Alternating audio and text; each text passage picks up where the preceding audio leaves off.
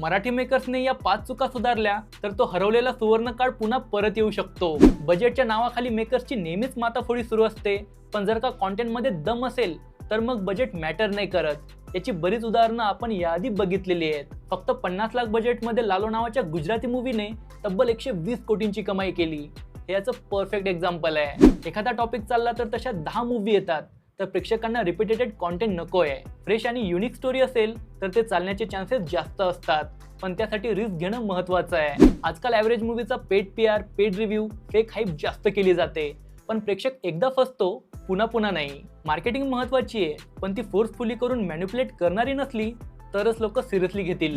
Audience आता selective झाली आहे, हे ॲक्सेप्ट करणं मेकरसाठी खूप गरजेचं आहे। टीजर, ट्रेलर, गाणी, एकंदरीत सिनेमाचा बज बघून ते ठरवतात की याला OTT वर बघायचं की थिएटरमध्ये।